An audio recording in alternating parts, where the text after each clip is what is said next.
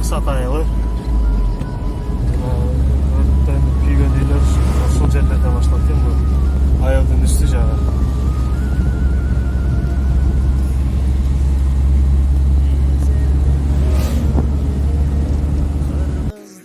Мына бүгүн экинчи күн Кулунда айылында. Ушундай 40 программдан аштым делип, ошол максаттагы жабыркалган жерлерге, аскерлерге болсо, элдерге 300-400 кишилик ифтарлар уюштурулат күнүнө. Мына сыйыры да Максат айылга кетти, мына сыйыры 100 киши буюрса. 100. Башты 120. Мына канча жүктөлдү?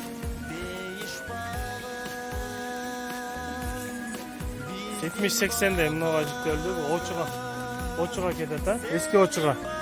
Анан о жүгүлүгө жүктөлдү. 20-25те. Ошентип ушул айылдан болосуңар, а? Ушул мектептин эң кыска убакытта, канча убакытта кайтып оңдолуп түзөлүшүн каалайсыңар? Сентябрга чейин.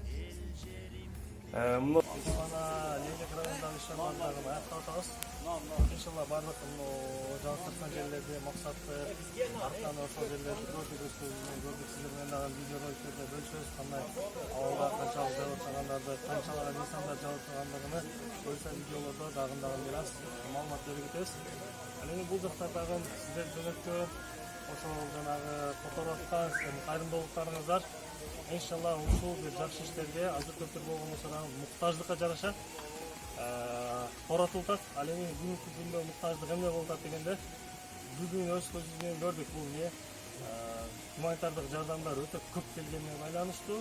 Бул жерде азыр максатта жана аркада складтарда жыйылып турат, буюрса элдерге таратып ошол жерден таратуу максатында ошол жерге жыйылып атат. Ал эми биз дагы эмне кылышыбыз керек дегенде, биз жабыр тапкан инсандардын үйүнө кайра калыбына келтирүү үчүн акчалай биз азыр даярдык кылып, буюрса алардын үйлөрүнө болсун, мектептер болсун, фаб жана бала бакчаны кайра калыбына келтирүү максатында аракет кылышыбыз керек. Келиңиздер, анда эмесе ушул Рамазан айынын берекеси менен буюрса келип окуучуларды көрдүк. 1-сентябрга чейин ушул мектептерибиз бүтүп калса экен деп атат. Келиңиздер, анда эмесе ушул мектептерди бүтүрүүгө, үйлөрүнө ушул жайдын убактарында кыска 3 айлык, 4 айлык убакытта бүтүрүүнү баарыбызга насип болсун. Рахмат.